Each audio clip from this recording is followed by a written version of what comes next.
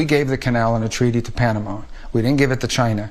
You come back 20 years later and you go to the canal, and on the entry points of both sides of the canal is a Chinese-linked company. In fact, when I was visiting there yesterday, the ship behind me, just over my shoulder, was a Hong Kong shipping vessel. And so their presence, not just in the canal, but in Panama writ large, is very disturbing. So ridding their presence could solve this whole problem? Well, we didn't give the canal to China. I mean, it's a violation of the treaty. What I told President Molino yesterday was that President Trump's made a preliminary determination that that there's a violation of the treaty. You're in violation of the treaty because a sovereign other country, a third country, has effective control over the canal area. And this, absent serious measures, we're going to have to preserve our rights under the treaty. Mm-hmm. Now, obviously there are a lot of options in that regard, and I think people speculate things, but I don't think we'll ever get to that point, and it shouldn't get to that point. So we had a very frank conversation. Since then, they've taken some steps. They announced that they're going to get out of the Belt and Road Initiative.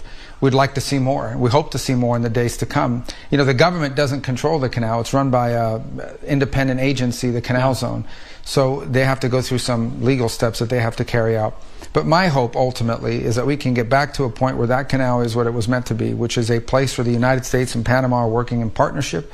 It's free it's open for everyone, and that no foreign power through their companies or any other means has the ability to use it against us in a time of conflict and impede travel through it, because it would be devastating. Could easily get resolved without the United States taking direct operational control of the canal. Yeah, there's a lot of options, and I'm not going to preclude any options about what the final outcome looks like, but at a prerequisite baseline, we cannot continue to have the Chinese, and through their companies, exercising effective control of the canal area, and that needs to happen. I was pretty clear, and I hope that we'll see additional steps in the days to come to reaffirm that. Mm-hmm. So you're now the head of USAID.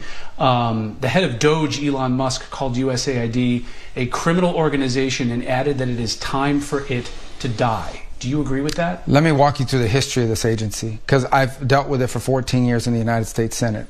It was created as a way of doing humanitarian assistance in the world, separate from the State Department at the time. But it said you have to take policy direction from the Secretary of State, the National Security Council, the White House, and all elements of government.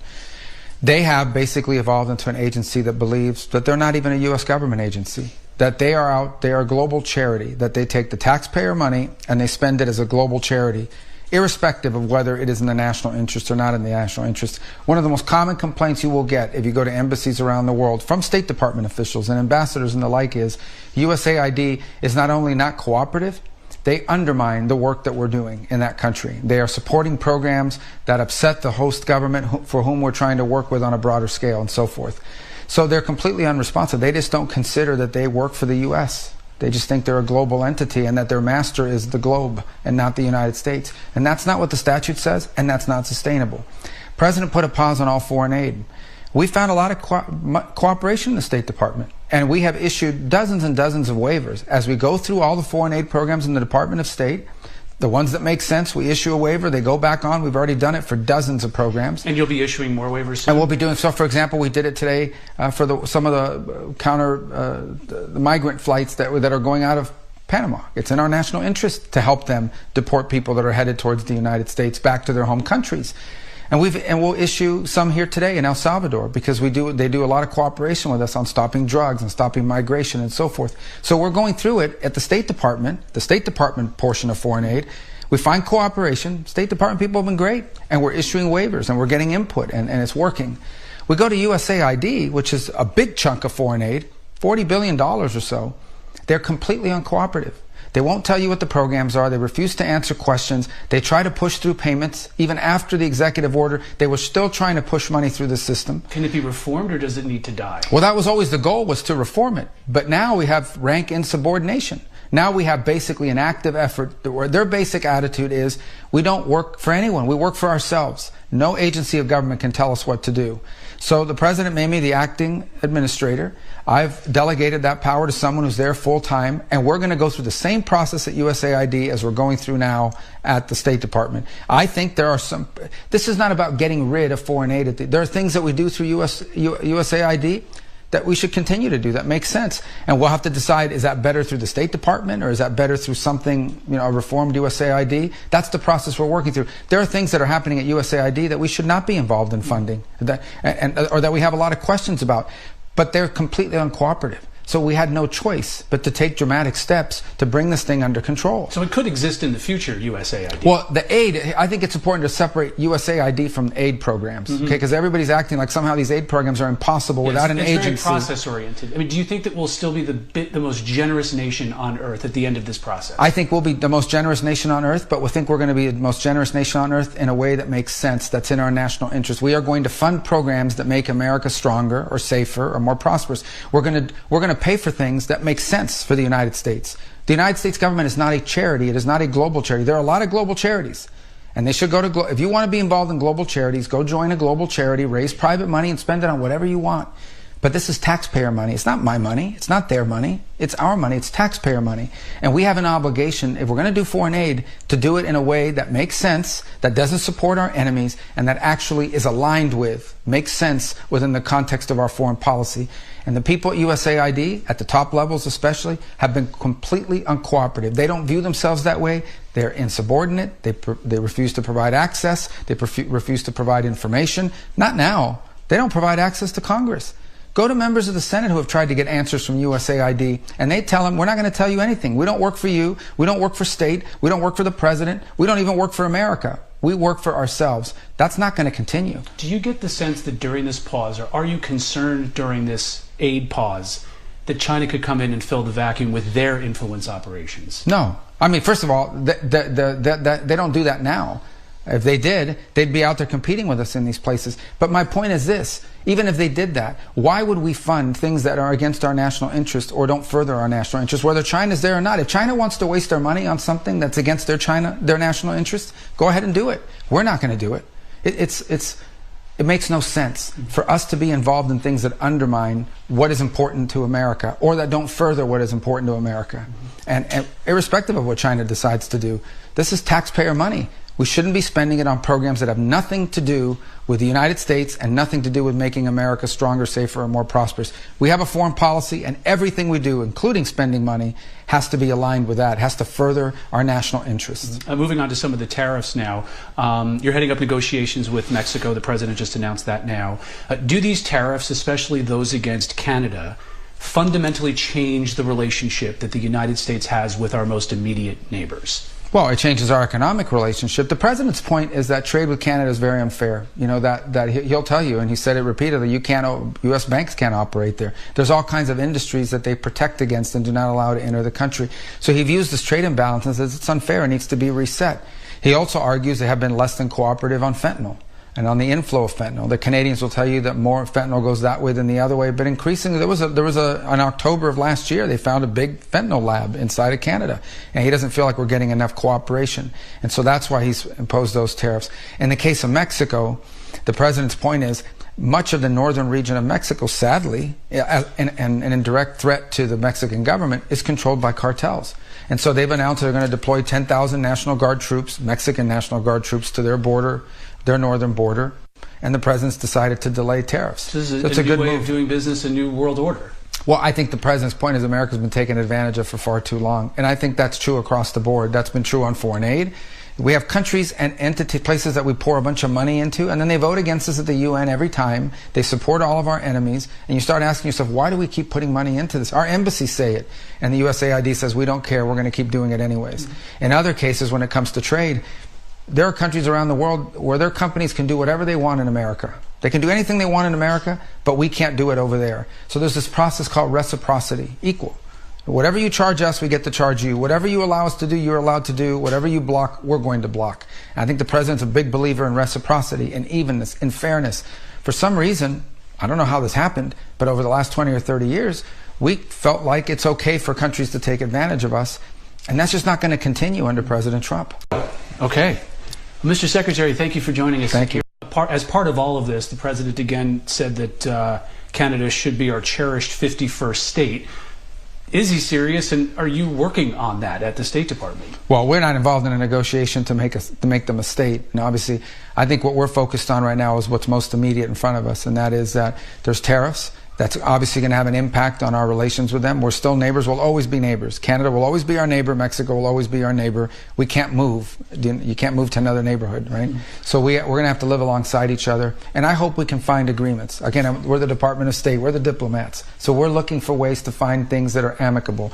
But I do think that neither Canada nor Mexico should make the mistake of thinking that this is bluster or that the president is just talking for purposes of negotiating leverage. He is serious that the U.S. is not going to be taken advantage of. And it's not just limited to Canada or Mexico. He's talked about some of the unfairness in the EU. He's imposed additional tariffs. We already had tariffs on China. These are additional tariffs. And can China expect more, do you think, on top of what he's already proposed? Well, if they continue to cheat and steal, yeah, absolutely. Look, China's doing what China's acting in their national interest. I don't like it, but I don't blame what the Chinese leaders are doing. They're doing what any leader of a country would do. If you let them take advantage of you, they will.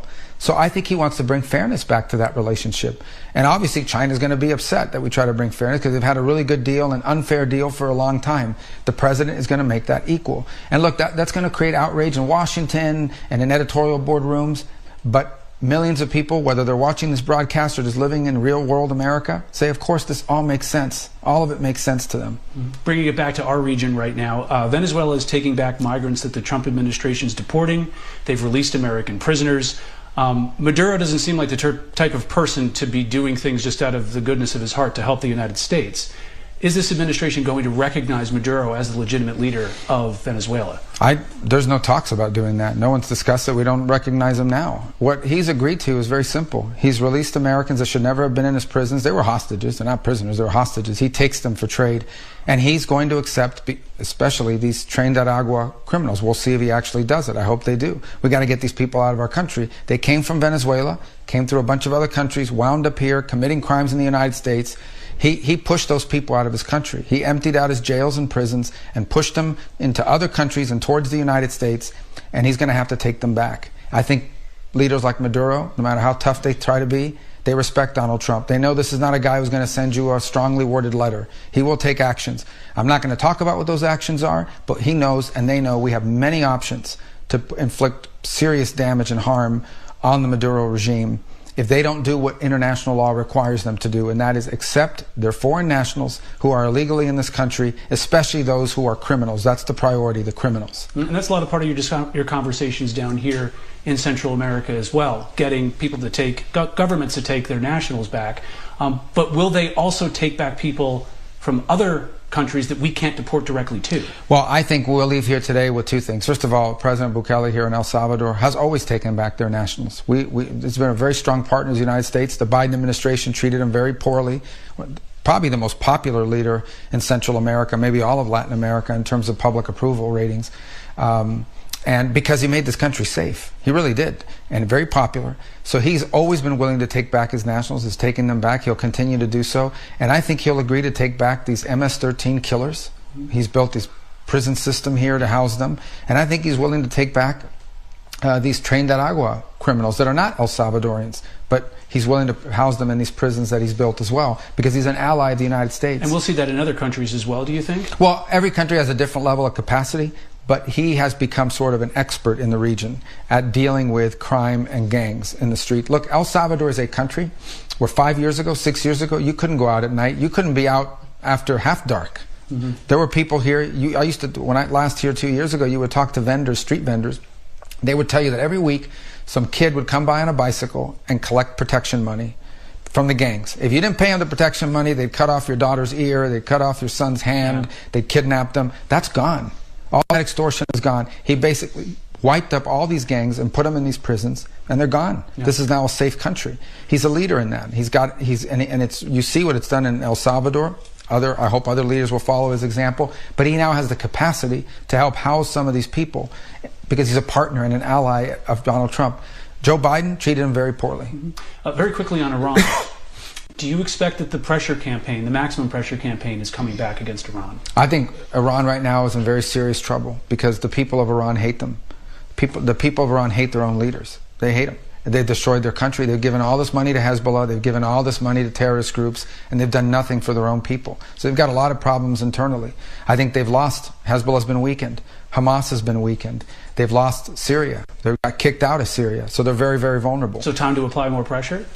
I think we need to apply more pressure to Iran until they stop doing the activities that they're doing. What are those activities? They're trying to ultimately get to a nuclear weapon. They keep providing weaponry for all these terrorist groups, the Houthis, okay? This group in Yemen that basically attacked global shipping and raised prices for everybody. All of their weapons were given to them by Iran. All of their weapons were given to them by Iran. So until the Iranian regime stops promoting international terrorism the way they have through Hezbollah, Hamas, the groups they have had in Syria, the groups they have in Iraq, I think they need to face more pressure, not just from us, but from other countries in the world that are implicated or feel the wrath and feel the punishment of what they've done. Cracking down on oil sanctions, tightening those up, even more sanctions you think are needed? Absolutely. And we'll see. I mean, the president hasn't made a pronouncement on that yet. He's making a decision on what exactly that is. The bottom line is the president's goal is to get Iran to stop supporting terrorism and stop destabilizing the region and stop trying to be the dominant force in the Middle East. That has to end. They're a direct threat to Israel, but they're really a direct threat to the United States. That threat needs to go away. The president is going to reestablish deterrence. He has many options at his disposal to do that, and those will be forthcoming soon. And arguably the most complex relationship you're going to have to manage is that with China. Are you planning on going to Beijing anytime soon?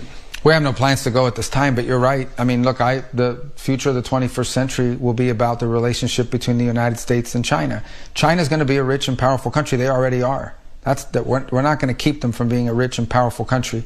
What we cannot allow is to live in a world where China dominates an entire continent and nobody there can have deals with us. What we cannot have is to live in a world where we depend on China for things we need to be strong. We can't depend on them for industry. We can't depend on them for critical minerals. We can't depend on them for energy. We can't depend on them for medicine. We can't allow them to take over the car industry, the telecommunication industry. That can't happen. We can't reach a point in the world where the United States depends on China. We can never allow that to happen.